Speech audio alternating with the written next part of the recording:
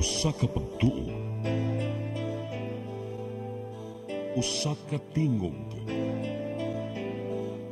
usa ka katawhan.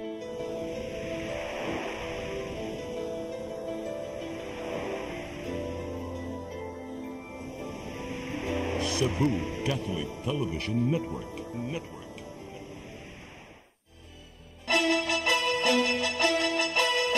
Uluhan sa mga balita sa Sayre 47. Siyudad sa Sugbo, muabang og dulan tunga sa milyon matagbuan tungod sa City Hall Satellite Office. Presidente Bongbong Marcos Jr. mitingog, dili palabyon ang mga hulga ni Vice Presidente Sara Duterte. Hugot nga seguridad ipatuman sa kapulisan karong Pasko, ipakatap sa mga pampublikong dapit. Construction inspector nga Taiwanese national natagak sa hotel patay. Sugbo, Kabisayan ug Mindanao, Pilipinas ug katawhan kutos maabot sa tong Sibya sa tibuok kalibutan mayong hapon.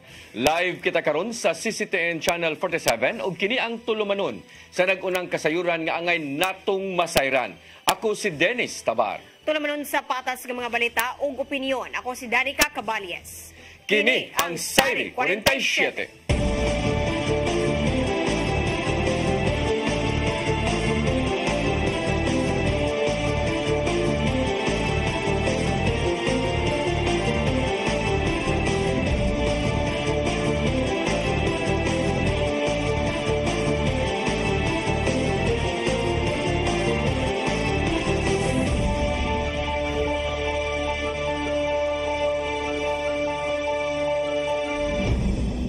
Ug karon sa kumpletong detalye sa atong mga balita, kagamhanan sa dakbayan sa Sugbo ug ang Metropolitan Cebu Water District nagsinabot kabahin sa bayranan sa paggamit sa City Hall Satellite Office. Mubayad ang syudad og kapin sa 400,000 pesos nga binuan nga abang ngadto sa MCWD. Ang kasayuran ihatod ni Crystal Joy Filerca. Nagpinirmahay og kasabutan ang Cebu City Government ug Metropolitan Cebu Water District bahin sa pagpagamit sa kontrobersyal nga City Hall Satellite Office. Gipaagi sa usa ka compromise og lease deal ang pagbutang sa pipila ka mga buhatan sa city government sa palibot mismo sa MCWD. Giuyuna nilang Mayor Raymond Alvin Garcia ug MCWD General Manager Edgar Donoso ang maong kasabutan karong adlaw sa City Hall. Kinahanglang gamiton ang maong luna pinaagi sa gisabutang bayranan matag buwan. Nasayrang mubayad ang Cebu City Government og kapin 419,000 pesos aron magamit ang ikaduhang andana sa annex building sa gidak-on nga kapin 2,000 square meters. Nasulod kini sa rental rate nga 186 pesos per square meter nga pinasubay usab sa mando gikan sa Commission on Audit. Nasayrang mitanyag ang MCWD og 700,000 pesos nga monthly rental rate alang sa operasyon sa satellite office. Layo kini gikan sa gipangayo sa Cebu City Government nga 200,000 pesos matag buwan. Napirmahan sa duha ka habig ang maong kasabutan human kini gitugutan sa Cebu City Council sa miaging semana. Samtang mobayad usab ang City Hall og balik duha ka buwan nga abang sa maong building gikan Nobyembre hangtod Disyembre ning tuiga. Apil usab sa bayranan ang 1-month advance rental ug 2-month security deposit. Nahimong kontrobersyal kaniadto ang City Hall Satellite Office human gisitahan sa COA tungod sa pagpaayo nga adunay kakuwang sa kasabutan uban ang MCWD. Crystal Joy Filerca, CCTN News. Gihingusgan ni Konsehal Nestor Archival ang pagpatuman sa 93-1 land swap deal tali sa Cebu City Government ug Cebu Provincial Government. Pinagi siyang resolusyon, giuhag niya si Mayor Raymond Alvin Garcia nga ipatuman ang Deed of Donation nga gipirmahan ni atong Agosto 2018. Kinahanglan usab iproseso sa Registry of Deeds ang titulo sa yuta ug ibalhin ang tanang tax declarations ngadto na sa dakbayan sa Sugbo. Kini mo itubag sa panawagan sa mga sakop sa 93-1 movement nga ipatuman ang napirmahan ni adto. Nasayra na pirmahan nilang kanhi Mayor Thomas Usmeña o Vice Governor Junjun Davide ang land swap deal ni atong 2018 apan gi-revoke ni Gobernador Gwen Garcia tungod sa kakuwang sa COA approval.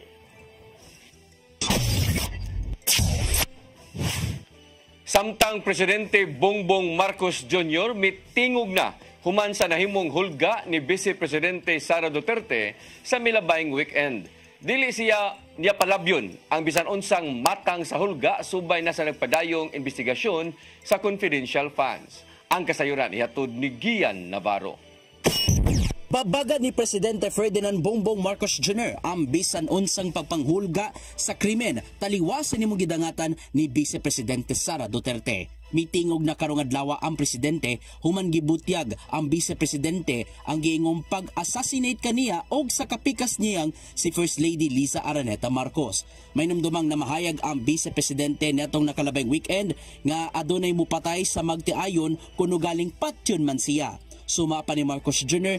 nga giyano-yano lang ang hulga sa Vice Presidente nga sama usab sa gibuhat ngadto sa mga yanong katawhan. Maong di gid niya kini palabyan og hayan ipatigbabaw ang balaod kun rule of law alang sa kaluwasan.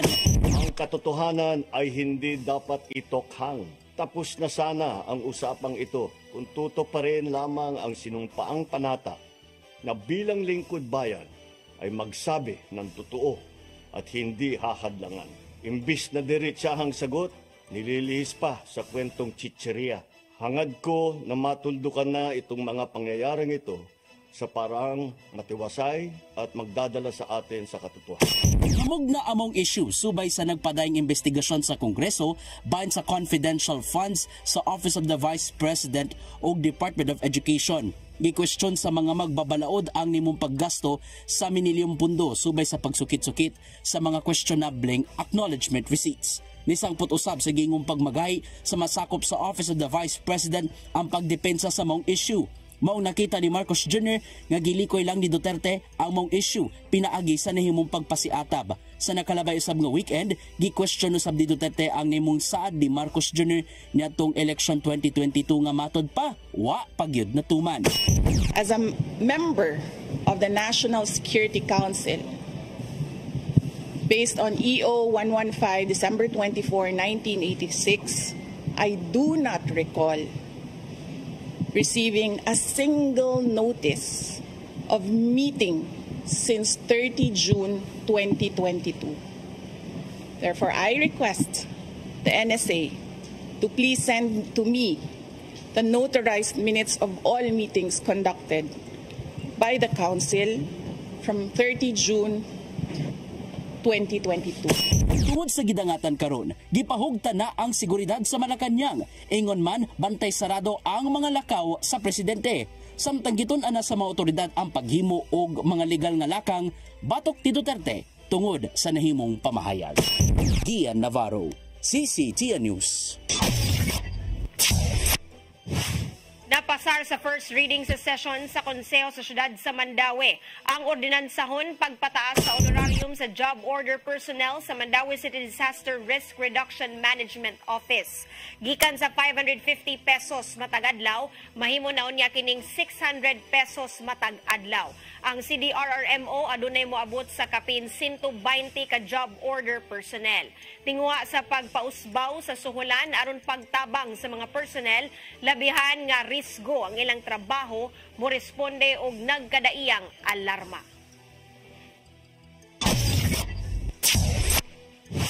Sa lain nga balita, tukuron na unya ang Adlaon Police Station Community Precinct sa Bukirang Bahin sa Barangay Adlaon, dakbayan sa Sugbo. Human nga doon nay luna nga matukuran ni ini. Nagpinirmahay o deed of donation si Police Colonel Antonieto Cañete, ang City Director sa Cebu City Police Office, o si Paterna Go nga maoy naghatag sa yuta.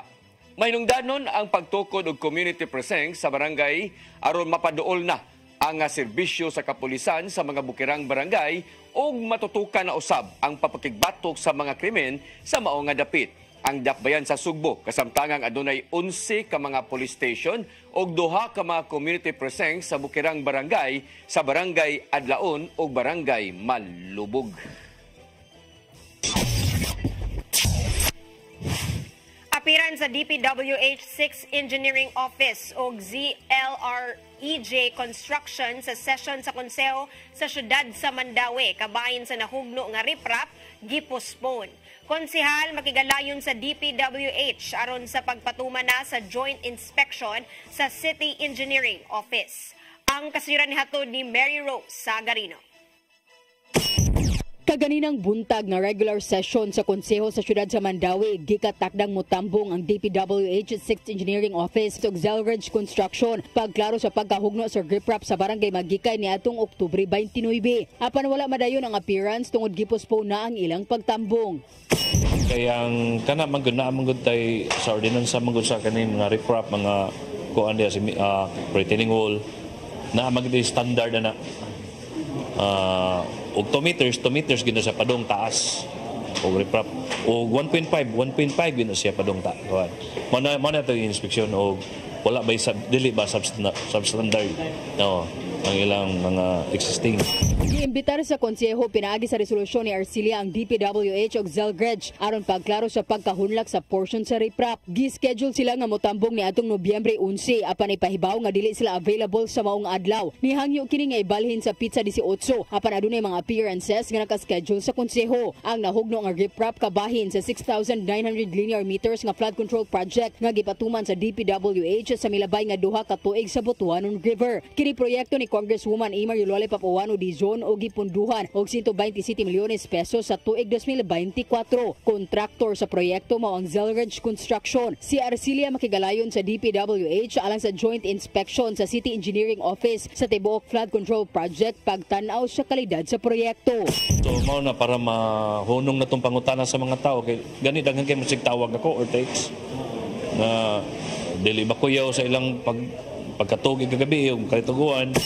Mary Rose Sagarino, CCTN News.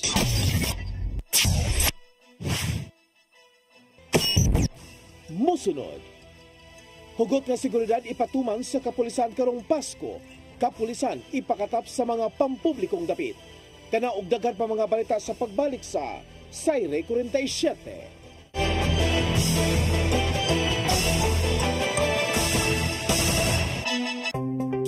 Discover the beauty of the Philippines.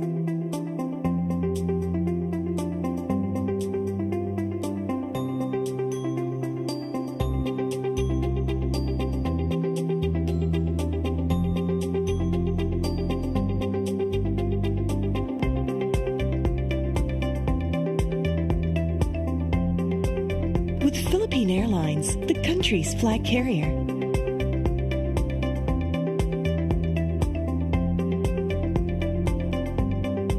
The airline that lets you feel the warmth of the nation.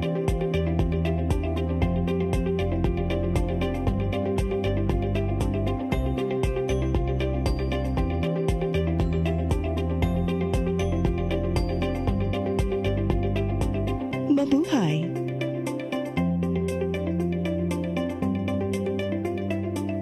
Start today. Unlock the secret to a healthier you. You're worth it. Health Wealth, Health Plus, CC Flow, and Health Lift Plus. Health Wealth. Your path to a new start. Nutrition, Exercise and elimination. water, Sunlight. temperance, Air. rest and recreation. And most of all, Trust in God. Learn from our doctors. Be blessed by the testimonies of our overcomers. Ang inyong programa, Alang sa may sakit, walay sakit, ug dili ganahan magkasakit. Ozone Med Wellness Clinic New Start. Napapanood every Saturday 8 to 9 a.m. Og ang replay airing matag Miyerkules 1:00 hangtod 2:00 sa hapon. Dinhilang sa CCTN Channel 47. New Start, Ozone Med Health and Wellness Talk. Migo George! Oh, ako? Naon sa maning tanawan eh, oh?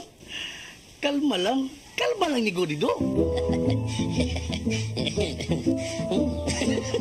Siya ko nito, mga masasili. Sa'yo na lang. Oh, kano sa ba ka mo mabutan? Murag mao siguro na inyong hiwata. Oh, pagdagsa mo ni.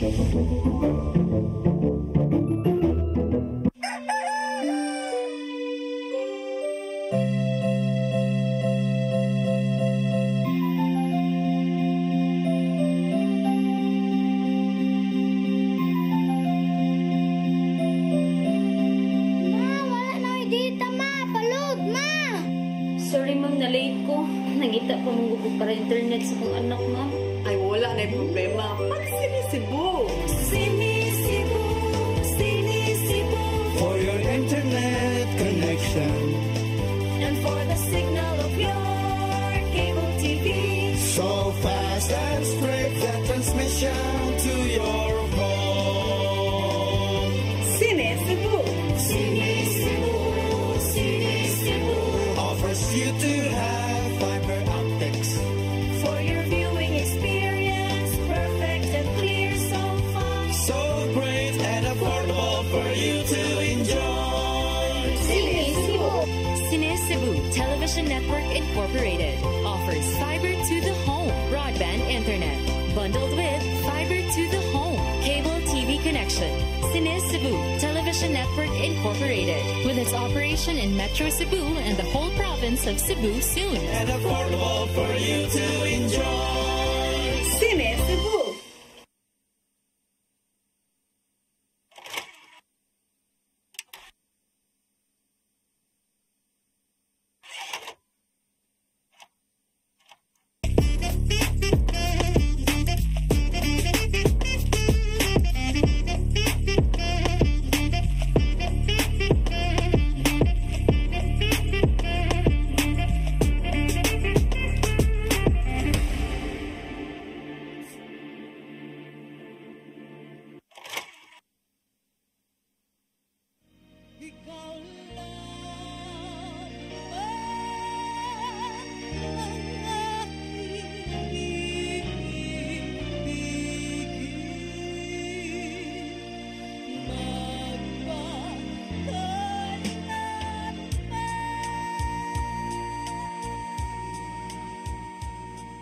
Ami Filomeno, tubong Mindanilla, Cebu, graduado sa kursong dentistry. Apan, ang gugma sa pag-awit mo'y may paswabi sa iyang kasing-kasing. Si Ami mo'y may awit sa theme song sa teleseryeng Siya ug Ako sa Kangit-ngit.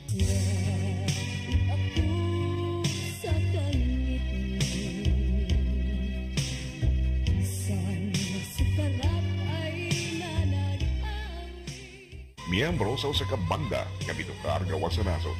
Napiling Best Regional Song Recording Artist sa 13th Annual Awit Awards sa Manila.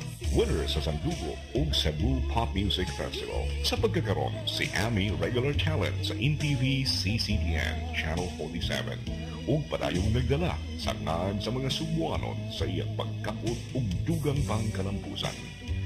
Ami Filomeno, karbo sa Subo. Subuano ni.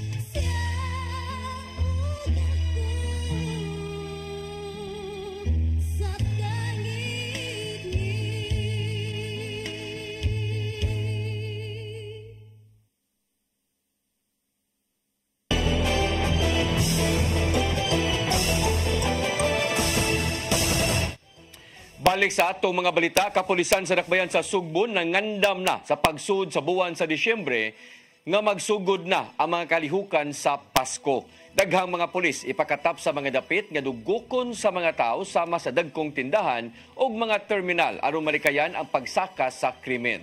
Ang kasayuran ihatod ni Arnold Bustamante. Muhimog adjustment ng kapulisan sa Dakbayan sa Sugbo sa pagpatuman sa seguridad subay sa pagsugod na sa mga programa nga may kalabutan ng pagsaulog sa Pasko. Mato ni Police Lieutenant Colonel Maria Teresa Makatangay, Deputy City Director for Operations sa Cebu City Police Office, nga sa Disyembre 1, 2024 doon na mga programa nga pasigdahan sa kagamanan sa Dakbayan sa Sugbo. Sa mga panahon na pagnatawan ni Makatangay nga daghan sa mga tao ang magdasok sa mga dagkong tindahan aron mamalit sa ilahang mga regalo tungod kay nakadawat na og mga bonus nga tungod ani ang ngayon nga isa kanila ang ilang pagpatuman sa seguridad aron malikay sa krimen ng publiko. Gila na usab nila ang mga financial institution nga ngayon nga bantayan sama sa mga bangko, ATM machines, money courier lakip na sa mga dapit nga mag-atang ang mga tao aron mo sakay og jeep. So we will be putting heavy attention on areas where naay financial transactions nga mahitabo, especially in malls, in banks, in karang mga kwarta padala and other financial institutions. We will also be deploying in areas where kada itong mga terminals, no, where karang paratig panguliay na sa ato ang mga what we call this one, members of the community during this holiday season. Nagandam na usabang Cebu City Police Office sa mga relihiyosong kalihukan sa simbahang katoliko sama sa simbang gabi nga magsugod sa Disyembre 16, 2024. Gila na nila ang mga dagkong parokya nga doon simbang gabi, din magbutang sila og mga police assistance desk uban sa mga force multiplier sama sa mga barangay tanod, Bureau of Fire, Cebu City Disaster Risk Reduction Management Office ug uban pa. Coming in sa period na naapoy mga religious activities like simbang gabi, we will also be providing police visibility in this areas. Inausab nga gipanglantawan nga murag sa mga langya ug lokal nga turista dinhi sa dakbayan sa Sugbo. Gitinguha sa kapulisan nga diri mosaka ang krimen sa syudad atol sa mga panahon pinaagi sa daghang nga mga pulis personnel sa karsada. Arnold Bustamante, CCTV News. Unom ka mga barko nga nasangad sa kadagatan sa barangay Punta Inganyo, Dakbayan sa Lapu-Lapu. Ipakuha sa lokal nga kagamahanan, subay na usab sa mando sa Coast Guard. Kinitungod kay ang maong mga barko nakahatag na og peligro sa kalikupan ug sa panglawas sa mga residente. Ang kasayuran ni hatod ni Crystal Joy Pelerca. Unom ka mga barko nga nasangad sa kadagatan nga sakop sa barangay Punta Inganyo, Dakbayan sa Lapu-Lapu ang buot nga ipakuha sa lokal nga kagamhanan sa mas daling panahon. Kini mao ang MV Golden France, MV Golden India, MV Golden Gideon, MV Golden Bay, MV Golden King ug MV Golden Hope. Niadtong Nobyembre 12, gipadalhan na sa Office of the City Attorney og demand letter for removal ang tag-iya sa mga barko nga mao ang Golden Lines Incorporated. Kinihuman nga ang buhata ni Mayor Junior Dahongchan nakadawat og komunikasyon ni adtong Oktubre 28 ning tuiga gikan ni Commodore Wenel Azcuna, ang Commander of the Coast Guard District Central Visayas kabahin sa nasangad nga mga barko. Matod pa ni Attorney James Saison, ang City Attorney, nga nakasuwat sa komunikasyon nga nakahatag na kini og peligro sa kalikupan ug sa panglawas sa mga residente. Wa may ingon nga na oil spill but hazardous to the environment. So kita sa tourism city ni protect punta sa ato ang environment. Kaya mo betong puhunan. Dugang paniya nga ang tag-iya na sa maong mga barko ang magbuot sa pamaagi aron sa pagkuha ni ini. Mamahimo kining ipaguyod o ipa-ship break. Apan kung ugaling ipaguba ang maong mga barko, kinahanglang musunod na sa insaktong pamaagi sa pagguba aron nga dili na mahitabo pagbalik ang nahitabo sa MV Diamond nga karon temporaryong gipahunong ang pagguba tungod sa giisyu nga cease and desist order ni Mayor Junior Dahongchan ni adtong buwan sa Enero. If mag-ship break sila, then the city has to come in also. Okay, we don't want to have another incident like MV Diamond. Kaya ma-double whammy in down ang taga-Punta Inganyo. Matod ni Attorney Saison nga wala pa usab ni tubag ang maong shipping lines kanila. Sa pagkutlo ning balita, wala pa makuha og habig ang Golden Lines Incorporated. Crystal Joy Pelerca, CCTN News. Kapin 200 ka mga atleta nga gikan sa Dakbayan sa Lapu-Lapu ni salmot sa Batang Pinoy National Championship 2024 didto sa Puerto Princesa, Palawan. Sa unang adlaw sa kompetisyon, nakalangkat dayon ang mga representante sa Lapu-Lapu og 12 ka mga medalya. Ang kasayuran ihatod pagbalik ni Crystal Joy Pelerca. Moabot sa 222 ka mga atleta gikan sa nagkadayang tunghaan sa Dakbayan sa Lapu-Lapu ang nisalmot sa Batang Pinoy National Championships 2024 nga gipahigayon sa Puerto Princesa, Palawan. Gibuksan ang maong kompetisyon ni adtong Sabado, Nobyembre 23 sa Ramon V. Mitra Sports Complex ug kapin 15,000 ka mga atleta gikan sa nagkadayang syudad ug probinsya sa tibok nasud ang nisalmot. Ang mga atletang nirepresentar sa Dakbayan sa Lapu-Lapu ni salmot sa sports nga arnis, lawn tennis, table tennis, dance sport, chess, taekwondo, archery, badminton, gymnastics, swimming ug athletics. Atol sa unang adlaw sa kompetisyon kagahapong adlaw, nakalangkat na dayon og 12 ka medalya ang Lapu-Lapu City Eskrima Arnis delegates para sa anyo categories. Malampuso na dayon nilang nakuha ang 7 ka gold medals, 4 ka silver ug 1 ka bronze medal, kung diin 60 ka LGUs ang ilang kakompetensya.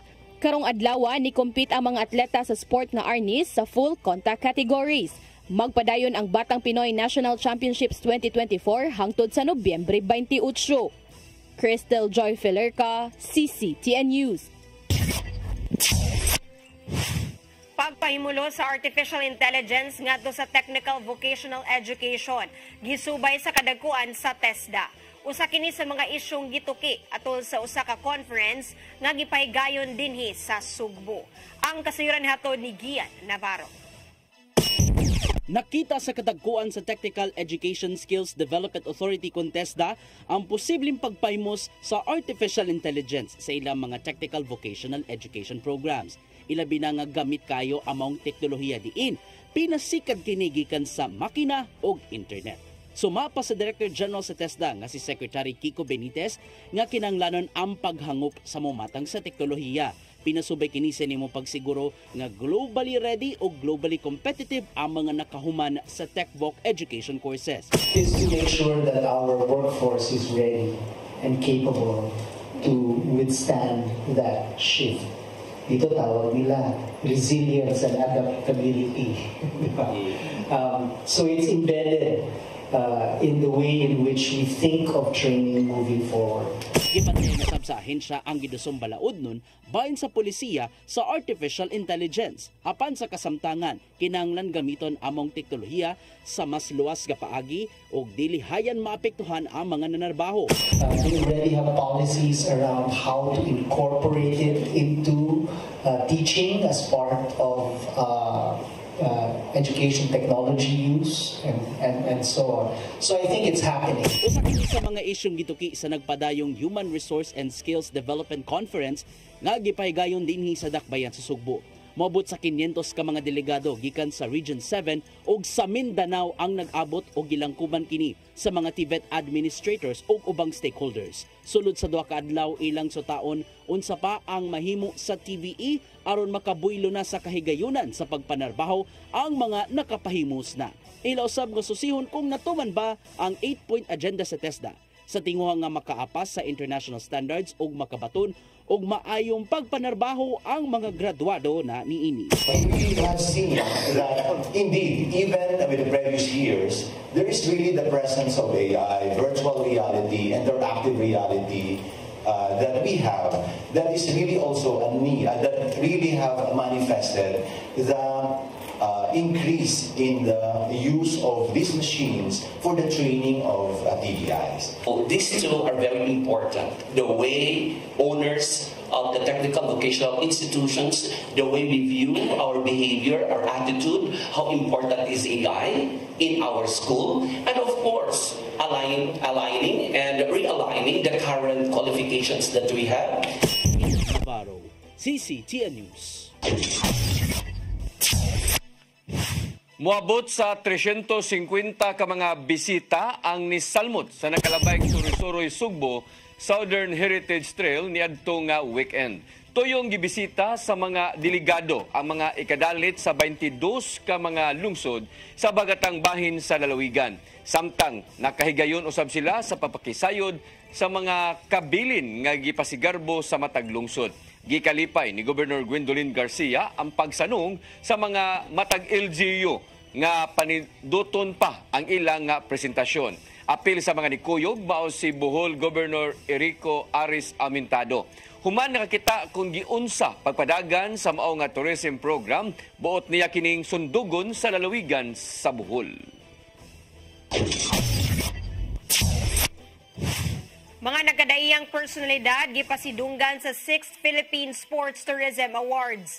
Nakita sa founder sa maong pasidungog nga nabalik na gyud sa hingpit ang sports tourism sa nasod. Ang kasayuran hatod ni Gian Navarro. Sa talagsaong higayon, gipaygayon dinhi sa Sugbo ang ika-unom nga Philippine Sports Tourism Awards diatong Biyernes sa hapon. Gipasidunggan sa mong award-giving body ang mga personalidad giniabag sa pagpalambo sa turismo, pinagi sa pagpahigayon sa mga kalihukang may labot ang paugnat sa kusog. Ang mga awardees gilangkuban sa mga sports personalities, mga tag-iya og establishmento, organizers ug ubang stakeholders giniabag sa sports tourism. Pinagi kini sa ilahang mga kontribusyon nga mao ang pagpadaghan pa sa mga mobisita sa usa ka lugar, pinagi sa pagpahigayon sa dakong sporting events. Giulagway sa founders sa PSTA nga si Charles Lim nga hagbayrang nakabangon sa hingpit ang sports tourism sa nasod human sa pandemya. Gani nakalampos ang mga nang-aging kalihukan dinhi sa Pilipinas taliwas sa kaniadtong health restrictions nga dala sa COVID-19 diin gigamit nila ang bubble type nga setup. So that's how dedicated and how significant this movement is. Yatag niya og dakong gibug-aton ang pagbaton og mga maayong infrastruktura aron mahitabo ang mga dakong sporting competitions sa nasod og sa kalibutan. Kini aron mas makaagni pa ang mga delegado og ubang mga bisita nga manglaag sa mga ikadalit sa matag suok sa Pilipinas. Basically, it entails a lot of marketing also. I mean, you market for oncoming events months and years ahead rather than wait for people come and book your venue, you know. So you really need to have very strong leadership. Inuun andam ang habig sa kagamhanan aron pagtabang nga mas mukusog pa ang tourist arrivals tungod sa pagkalagsik sa sports tourism. So we are very excited to be hosting the WSL World Surfing League in January, and then also the men's volleyball FIBA is also coming in next year. So more and more pa, padayon pa, sige lang kami magbid ng magbid. Usa sa mga awardee ang Dakbayan sa Dumaguete isip Emerging Destination of the Year. Sumapa sila mayor nga si Felipe Ramolio nga gawas sa mga laaganan. Apil silang pagsiguro mao ang pagbaton og maayong sports facilities nga world-class usab. We are building our facilities, no? Slowly building our facilities year after year. And honestly, we cannot compete with bigger and more stable venues like Clark and Cebu. But we are into that. Sa Department of Tourism o Philippine Sports Commission ang maong pag-ila subay sa tingwang mapalambo pa ang lokal nga ekonomiya pinagis sa national o international sporting events. Gian Navarro, CCTN News. Musunod, construction inspector nga Taiwanese national natagak sa hotel patay. Kanaog daghan pa mga balita sa pagbalik sa Sairi 47.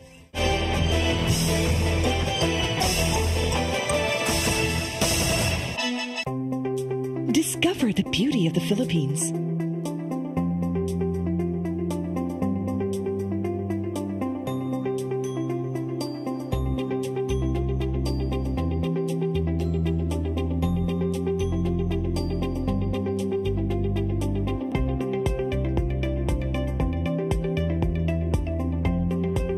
With Philippine Airlines, the country's flag carrier.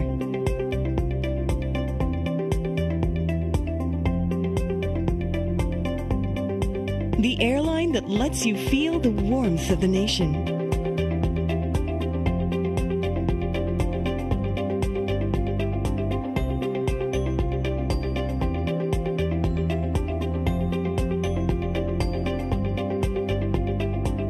Mabuhay!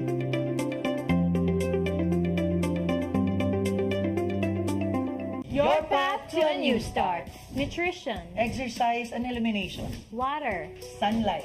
temperance, Air. rest and recreation. And most of all, Trust in God. Learn from our doctors. Be blessed by the testimonies of our overcomers. Ang inyong programa, Alam sa may sakit, walay sakit, ug dili ganahan magkasakit. OzoneMed Wellness Clinic New Start. Mapapanood every Saturday 8 to 9 a.m. Og ang replay airing matag Miyerkules 1:00 hangtod 2:00 sa hapon. Dinhi lang sa CCTN Channel 47. New Start, OzoneMed Health and Wellness Talk.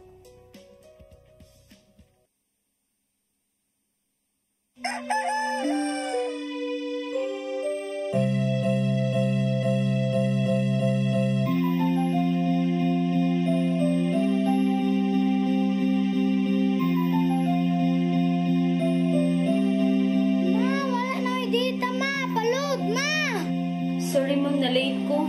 Nangita pa mong gugod para internet sa kong anak ma'am. Ay, wala na yung problema. Pag-sinisibo. Sinisibo, sinisibo. For your internet connection. And for the signal of your cable TV, So fast and straight that transmission to your home. Cine Cebu. Cine Cebu. Cine Cebu. Offers you to have fiber optics. For your viewing experience, perfect and clear so fast. So great and affordable for you to enjoy. Cine Cebu.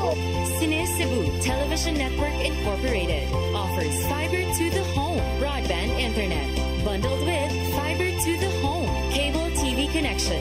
Cine Cebu Television Network Incorporated with its operation in Metro Cebu and the whole province of Cebu soon. And affordable for you to enjoy. Cine Cebu. Start today. Unlock the secret to a healthier you. You're worth it. Health is wealth. Health Plus. Easy Flow and Health Lift Plus. Health is wealth.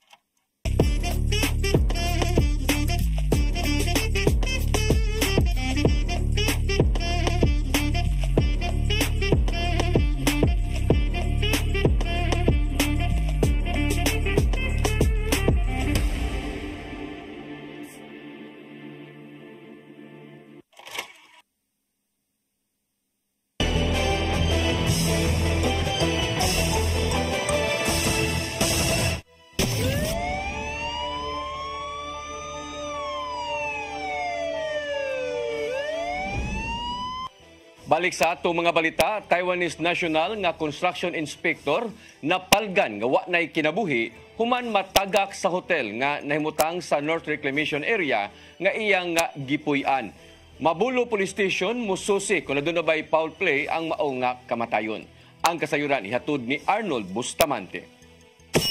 Usa ka lang yaw ang ituan nga natagak ikan sa ikadusingan dana sa usa ka hotel sa North Reclamation Area habig sa barangay Mabulo at bang sa North Bus Terminal alaw na 40 sa kadlawon.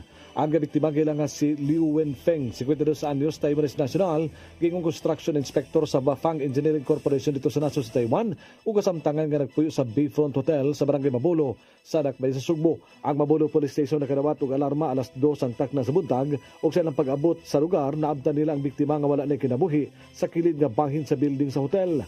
Tungod sa kataasan hagbungan ini, nakaangkon kini grabe nga kadaot sa lawas kamay hinungdan sa iyang kamatayon. Mga dispatcher sa North Bus Terminal ang unang nga nakabantay nga doon ay gubo sa kilid sa hotel nga sa una nila nga pagtuo nga debris lang ang natagak apan sa ilang pagsusi o sa diyan ni katao. Dali sila nga nanawag sa security personnel og gipahibaw nga doon tao nga natagak sa ilang building. Si Police Major Romeo Kaakoy Jr., hepe sa Mabulo Police Station 4 na kanayon nga nagpadayon pa ang ilang investigasyon kung doon na ba'y foul play sa kamatayon sa mong langyaw. Karon ma'am, no, kaapam nga po na akong investigador dito na ngayon taog na nagaling CCTV footage para makita ko na to kung wala ba'y foul play, kung nilayat ba ito siya, natagak, or wala ba ito siya gitoyo o ano. So muna ako ang investigador, ito ang pangatuhan karon. Informasyon nga nadawat ni Kaakoy nga grupo sila nga may bisita sa Dakbayan Sugbo, di nang kauban ni pulos mga trabahante sa ilang kumpanya sa Taiwan. Manguli na unta karong adlaw ang biktima uban sa mga kauban nga mga turista panatagak na hinon kini sa hotel. Sulod sa kwarto sa hotel doon na kini kauban nga duha ka Taiwanese national nga mihatag na silang pamahayag sa mga investigador. Actually, kuwan na sila, turista ra. 5 days na sila, kuyog ang iyang mga kauban sa company. Yan ni Ares as tourist.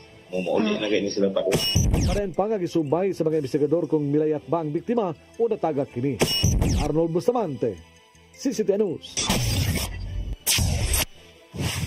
Patay nang napalga ng usa ka 45 anyos nga lalaki sa Guadalupe River, Barangay Capitol Site ning Dakbayan sa Sugbo kagahapon.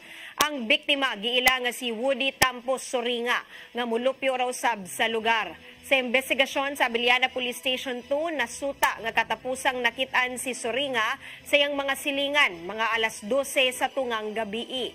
Nag-inom matod pa kini kauban siyang mga higala apan nananghid nga muuli tungod kay hubog na.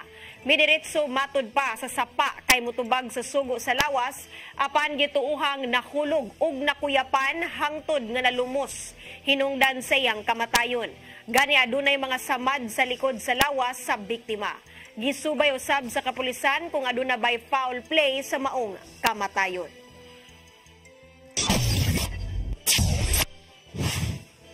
Nahimong sumsuman karon sa netizens ang naguba nga bahin sa bus station nga gitukod sa Cebu Bus Rapid Transit Project sa habig sa Inbacalso Avenue, dakbayan sa Sugbo. Suma pa sa mga nakasaksi dool sa Cebu South Bus Terminal nga posibleng giigo sa miaging truck ang ibabaw nga bahin sa bus station niadtong nga Sabado. Hinungdan nga natangtang ang porsyon alang sa gipurmang dahon-dahon sa mao nga bus station. Ning pagkutlo sa balita, gikabot pa kung nagipaabot pa sa news team ang mga nagdumala sa CBRT alang sa sunod nga laka nga paghahimuon human sa gidangatan sa mao nga bus station.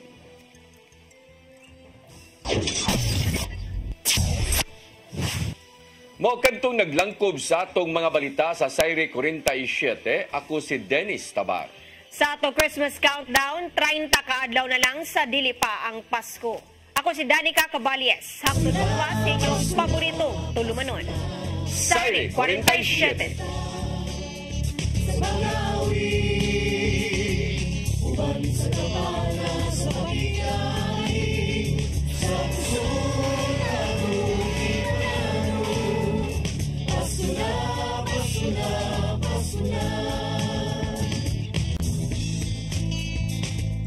Gugma ang angay na kong paambi sa iksuntang bubo, gutom sa pagmahal.